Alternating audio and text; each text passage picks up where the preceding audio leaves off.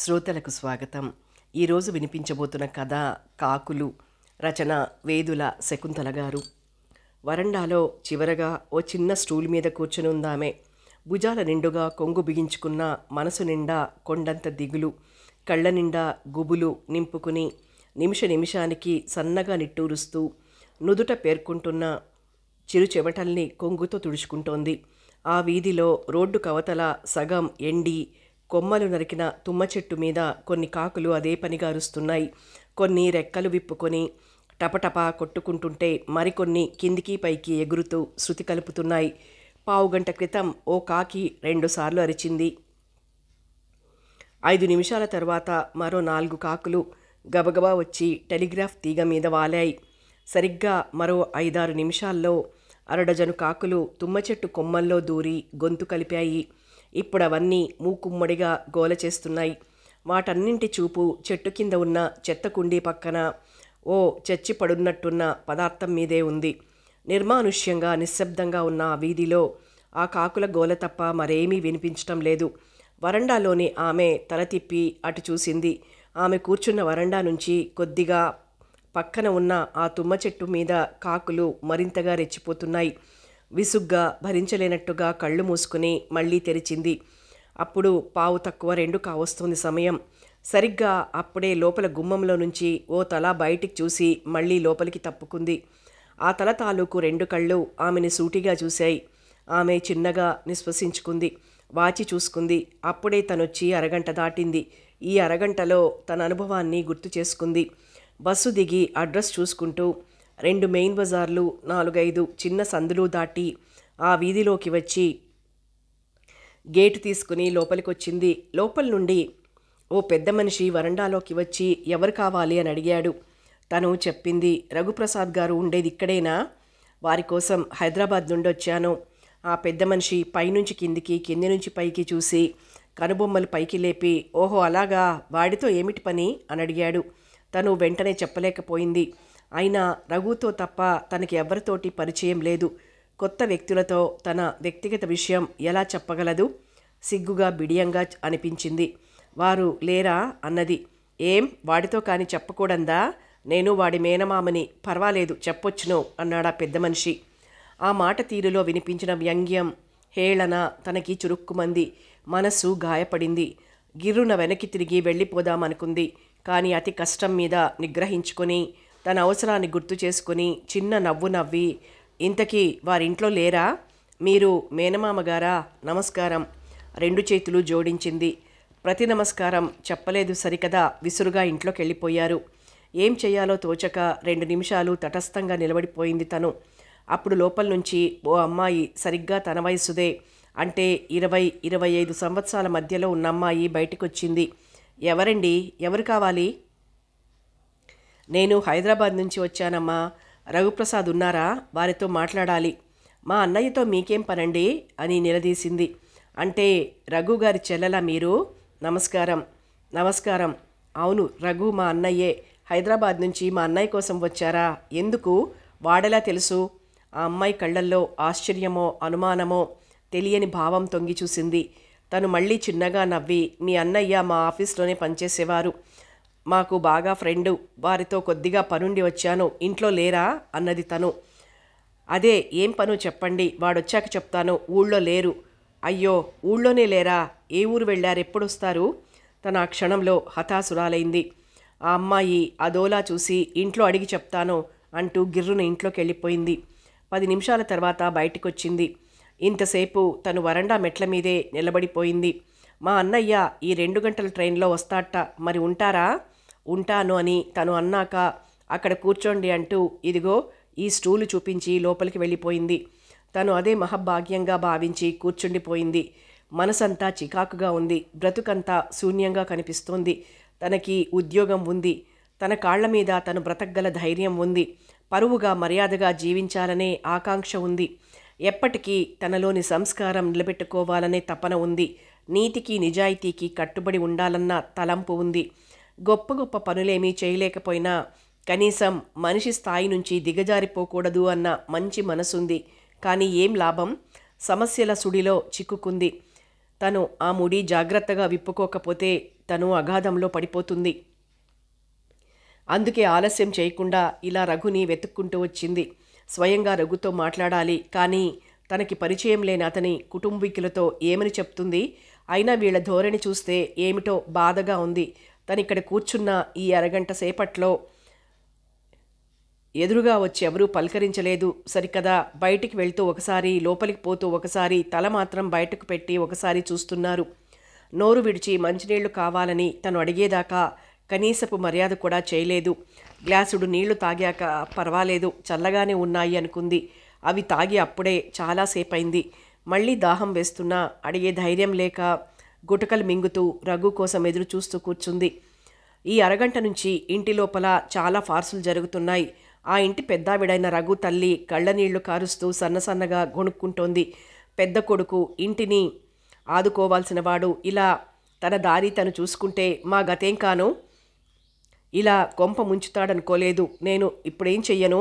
ఊరుకో అక్కయ్యా, ఇలా కొంప మురగనిస్తామేమిటి? రఘు వచ్చాక చివాట్లేద్దాం అని ఓదారుస్తూ భుజం రాస్తోంది ఆవిడికి స్వయాన చెల్లెలైన మరొక ఆవిడ. ఎంత బరితెగించింది కాకపోతే ఇలా ఇంటికే వస్తుందా? నేను ఎన్నాళ్ళ నుంచో అనుకుంటూనే ఉన్నాను. ఎప్పుడు పెళ్లి మాట ఎత్తినా ఇప్పుడే వద్దు అని దాటేస్తుంటే ఇలాంటివేమైనా జరిగిందేమో అని అనుమానపడుతూనే ఉన్నాను. వెధవ ఆడపిల్లలు మరి పేట్రేగిపోతున్నారు. కట్నాల బాధలు లేకుండా ఇలా మగపిల్లల మీద వల విసిరి లోబరుచుకుంటున్నారు. ఇలాంటి వాళ్ళు రేపు మరొకటితో వెళ్ళిపోరని నమ్మకమేమిటి? దాని తల్లిదండ్రులకి బుద్ధుండొద్దు. పెళ్లి చేయలేకపోతే బ్రతుకు తెరువుకి ఉద్యోగం చేసుకుంటూనే ఉంది కదా. అలా జీవితం గడుపుకోక మంచి పిల్లాన్ని చూసి ఇలా మాయలో పడేస్తుందా? గుళ్ళో చేసుకున్నారో రిజిస్టర్ మ్యారేజ్ చేసుకున్నారో, అయినా ఒక మాట చెల్లెమ్మ అని మరింత రహస్యంగా, మన రఘుకి దాని మోజు తీరిపోయినట్టుందిలే. లేకపోతే ఇక్కడికి ట్రాన్స్ఫర్ అయ్యి వచ్చాక ఈ నెల్లాళ్ల నుంచి పెళ్లి మాట ఎత్తితే విసుక్కోవటం లేదు. అందుచేత ఏం భయపడక్కర్లేదు. దాన్ని వదిలించుకునే పద్ధతి నేను చెప్తా కదా, ఏడవకు, ఊరుకో అంటూ అభయమిస్తున్నాడు ఆవిడన్నయ్య. ఒకవేళ అన్నయ్య అవతల ఉన్న అమ్మాయిని వదినగా స్వీకరిస్తే తనకి కట్నమిచ్చి పెళ్ళి ఎలా చేయగలడు? వాడు కట్నం తీసుకుని చేసుకుంటే కదా తనకి మళ్ళీ ఘనంగా కట్నం ఇచ్చి పెళ్లి చేయగల స్తోమత వస్తుంది. లేకపోతే తనకి పెళ్ళెలా అవుతుంది? తనకి పెద్ద చదువు, ఉద్యోగం కూడా లేవు. ఇక తన పెళ్ళు ఎప్పటికవుతుంది అని రఘు చెల్లెలు దిగులుగా కూర్చుంది. మూలమంచంలో ముక్కుతూనే రఘు బామ్మ యథాశక్తి గొణుగుతోంది. ఏమిటో నా కొడుకే బ్రతికుంటే ఈ రఘుగాడు ఇలాంటి అప్రాచ్య పని చేస్తాడా? దిక్కుమాలిన ప్రేమలు, పెళ్ళిళ్ళు, కులం, మతం అన్నీ భ్రష్టత్వం అయిపోతున్నాయి. దాంది ఏ వర్ణమో ఏం పాడో దాన్ని కొంపలో తెచ్చిపెడితే నేను బ్రతకలేనే కోడలా, ఈ ప్రాణం ఇంక నిలవదు అంటూ గుండెల మీద రాసుకుంది. నువ్వూరుకో బామ్మా, మామయ్య రానిస్తాడేమిటి? ఎక్కువగా మాట్లాడకు, ఆయాసం వస్తుంది. మంద అయిపోయింది కూడా. అన్నయ్య వచ్చి తెచ్చేదాకా ఆగాల్సిందే అని 10th క్లాస్ చదువుతున్న రెండో మనవడు బామ్మని గదమాయించి తనను మందు తెమ్మని చెప్పకుండా ముందే హద్దుల్లో ఉంచాడు. అరగంట సేపు ఇలా లోపలి గదిలో రహస్యంగా తిట్టుకోవడాలు, విమర్శలు, తర్జన భర్జనలు నానా భంగిమల్లో జరిగిపోతున్నట్టు ఏమాత్రం తెలియని బయటి వరండాలో ఆమె రఘు నిరీక్షణలో తన సహనాన్ని పరీక్షించుకుంటూ చూపులన్నీ గేటు మీదే నిలిపి ఉంచింది. చెట్టు మీద కాకులు ఒకటే గోల చేస్తున్నాయి. చెవులు అదిరిపోతున్నా భరించుకుంటోందామె. మరొక పావుగంట దాటిపోయి 2 అయింది. సెకండ్లు, నిమిషాలు గడిచిపోతున్నాయి. రఘు వచ్చే జాడలేదు. ఆమెలో ఓపిక క్షీణించిపోతోంది. లోపలి వాళ్ళు బయటకొస్తున్నారు. ఓరగా ఆమెను చూసి చూడనట్లు గేటు తీసుకుని బయటకు వెళ్ళి మళ్ళీ వస్తున్నారు. కొద్దిసేపటి తర్వాత ఆమె లేచి వరండాలో అటూ ఇటూ తిరుగుతూ తల తిప్పి చూసింది. ఎదురింటి కిటికీలో 2 తలలు నిక్కి నిక్కి చూస్తున్నాయి. చప్పున తల తిప్పుకొని పక్కకు నడిచింది. పక్కింటి అరుగు మీద ఆ ఇంటి ఇల్లాలు, ఆమె భర్త కాళ్ళు పైకెత్తి చూస్తూ కనిపించారు. వెంటనే తలదించుకొని మళ్ళీ వచ్చి స్టూల్ మీద కూర్చుందామే. చెట్టు మీద, టెలిగ్రాఫ్ తీగల మీద కాకుల సంఖ్య పెరిగిపోయింది. అరుపులు మరీ కర్ణ కఠోరంగా ఉన్నాయి. అప్పటికి సమయం 2:30 దాటింది. ఆమెలో ధైర్యం, ఆశ సన్నగిల్లిపోయాయి. బహుశా రఘు ఈ రైలుకు రాడేమో అనుకుంది. పోనీ ఏ ఊరు వెళ్ళాడు, ఏ పని మీద వెళ్ళాడు అని అడుగుదామన్నా ఇంటి వాళ్ళెవరూ తనని లోపలికి పిలవటమే లేదు. తనే తెగించి లోపలికి వెళ్తే, అవును ఇంత దూరం వచ్చి బిడియపడితే ఎలా? అవసరం తనది అనుకుని చటుక్కున లేచింది. వివరాలన్నీ అడిగి తనని గురించి చెప్పి ఒకసారి హైదరాబాద్కి రఘుని రమ్మని చెప్పాలి అనుకుంటూ గుమ్మం వైపు అడుగు వేసింది. సరిగ్గా అప్పుడే మరొక 2 కొత్త ముఖాలు తలుపు దగ్గర నిలబడి తన వైపు చూస్తూ సైగలు చేసుకుంటున్నాయి కళ్ళతో. ఇంతవరకు బయటికి లోపలికి తిరిగిన ముఖాల్లా లేవవి. ఆమెకెందుకో భయం వేసింది. వెంటనే వెనక్కి తిరిగి చూసింది. ఎదురింటి కిటికీల్లో, పక్కింటి అరుగు మీద అందరూ తననే చూస్తున్నారు. ఒక్కసారి నిలువెల్లా సిగ్గుతో కుచించుకుపోయిందామె. మనసంతా అవమానంతో నిండిపోయింది. ఛీ, నేనెంత తొందరపడి వచ్చానో! కనీసం ఉత్తరం రాయాల్సింది. నా ఆవేదనలో, ఆరాటంలో ఏదీ తోచలేదు. ఇంకా రఘుకి ఏదో చెప్పాలనుకోవటం పొరపాటు. వెంటనే వెళ్ళిపోవాలి. 4 గంటల రైల్లో వెళ్ళిపోవాలి. ప్లాట్ఫామ్ మీదే కూర్చోవచ్చును అనుకుని, ఏమండి, నేను వెళ్తున్నాను. బహుశా రఘుగారు ఇవాళ రారేమో లేండి అని లోపలికి వినిపించేలా గట్టిగా అనేసి చరచరా మెట్లు దిగి గేట్ తీసుకుని బయటపడింది. బిలబిలలాడుతూ చీమల్లా ఇంట్లో వాళ్ళంతా వరండాలోకొచ్చారు. వీధిలో అల్లంత దూరంలో కొంగు నిండా కప్పుకుని గబగబా వెళ్తున్నామని చూసి, మంచి పనే జరిగింది, వాడు రాలేదు అని ఒకరంటే, అబ్బో పెద్ద పతివ్రత వేషం చూడు అని మరొకరు, ఎన్ని వేషాలు లేకపోతే ఇంత ధైర్యం చేస్తుందని ఇంకొకరు, ఎలా వచ్చిందో అలా వెళ్ళింది అని మేనమామ నవ్వాడు. పోనీలే, మీ అక్కయ్య అదృష్టవంతురాలు, గొడవ జరగకుండా ఆ పిల్ల తన దారిన తను పోయిందని పొగిడింది ఇంకొక ఆవిడ. అప్పుడే అందరూ గమనించినట్టు, ఇదేమిటి ఈ కాకుల గోల విపరీతంగా ఉందే అని విసుక్కున్నారు వాళ్లల్లో వాళ్ళు. ఒకళ్ళు వెళ్ళి వాటిని అదిలించారు. అయినా అవి మానలేదు అరుపులు. చిరాగ్గా ఎక్కడి వాళ్ళు అక్కడికి వెళ్ళిపోయారు. ఓ గంటన్నర తర్వాత రఘు బ్యాగు ఊపుకుంటూ వచ్చాడు. అదేమిట్రా, ఇప్పుడు ఏ రైలుంది అని తెల్లబోతూ అడిగారు మేనమామ. ఇప్పుడు ఏ రైలు లేదు, నేను 2 గంటల రైల్లోనే వచ్చానన్నాడు రఘు బ్యాగు బల్ల మీద పెట్టి. మరి లేట్ అయిందా? కాదు, స్టేషన్ దగ్గర మా ఫ్రెండ్ ఒకడు కనిపించి మాటల్లో పెట్టేశాడు, ఆలస్యమైంది. ఇంతలో సావిత్రి కనిపించింది. మళ్ళీ ఆమెతో స్టేషన్కి వెళ్ళాను. సావిత్ర్యా, అదెవర్రా అంది తల్లి మంచం మీద కూర్చుని బూట్లేసులు విప్పుకుంటూ. మన ఇంటికొచ్చి నా కోసం చూసి తిరిగి వెళ్ళిపోయినావిడ అన్నాడు తాపీగా. అయితే అది నీకు కనిపించిందన్నమాట. కనిపించారు మామయ్య. అది గిది అనకు, పరువు మర్యాద గల కుటుంబంలో మనిషి. రాక మన ఊరొస్తే సమయానికి ఇంట్లో నేను లేను. వెనక్కి రమ్మంటే రానని, తనకి చాలా అర్జెంట్ పనుందని 4 గంటల రైలుకే వెళ్ళిపోతాను అన్నారు. కనీసం రైలు వచ్చే వరకు అక్కడే ఉండి ఎక్కించొచ్చాను. మీ వాళ్ళు చాలా మంచివాళ్ళు అని చెప్పారు. కాఫీ టిఫిను బాగా పెట్టారు కాబోలు అన్నాడు నవ్వుతూ. అంతా ముఖాలు చూసుకుని వెర్రి నవ్వు నవ్వి ఊరుకున్నారు. బామ్మ, ఎలా ఉన్నావు? మంది అయిపోయినట్టుంది, తెస్తాలే సాయంత్రం.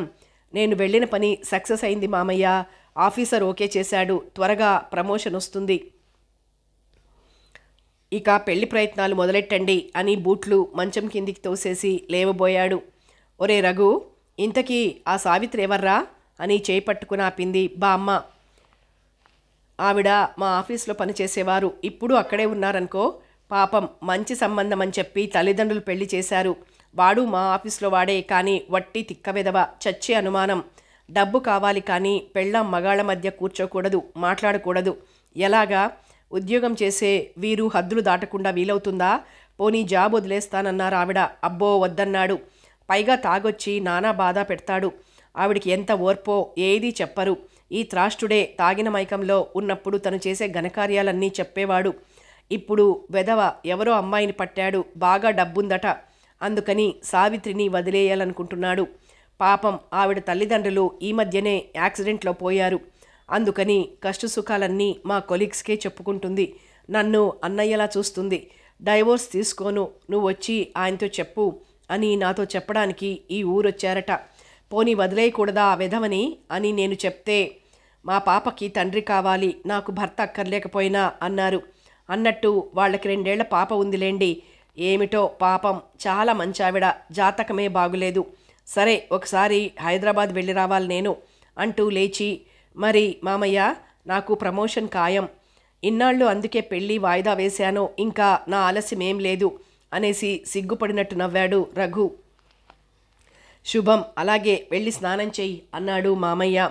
రఘు బాత్రూంలో స్నానం చేస్తున్నప్పుడు వాళ్ళంతా అనుకున్నారు, పాపం ఆ ఇల్లాలు ఆ భర్తతో ఎలా పడుతోందో. సావిత్రి పేరుకు తగిన మనిషి అన్నమాట. మరే వెధవ మగాళ్ళు. ఆడవాళ్ళని కాల్చుకు తింటుంటే సావిత్రులు అనసూయలు భరించకేం చేస్తారు అన్నది చెల్లెలు అక్క భుజం తడుతూ. వెధవ మొగుణ్ణి తిరగబడి కొట్టరాదు, ఉద్యోగం చేస్తున్నావిడకు కూడా ఇంత పిరికితనమా అనుకుంది రఘు చెల్లెలు. అయ్యో, అలాంటి పిల్ల ఈ ఇంటి కోడలైతే ఎంత అదృష్టమో అని గొణిగింది బామ్మ. రఘు స్నానం చేస్తూనే ఉన్నాడు. వీధిలో కాకులు ఎప్పుడో ఎగిరిపోయాయి. చెట్టు కింద చెత్తకుండీ పక్కన ఉన్న నల్లటి పదార్థాన్ని ఓ కుక్క లాగింది. అది నూనె గుడ్డ, చచ్చిన కాకి కాదు. సమాప్తం. కాకులు కథ సమాప్తం. మరో మంచి కథతో మళ్ళీ కలుసుకుందాం.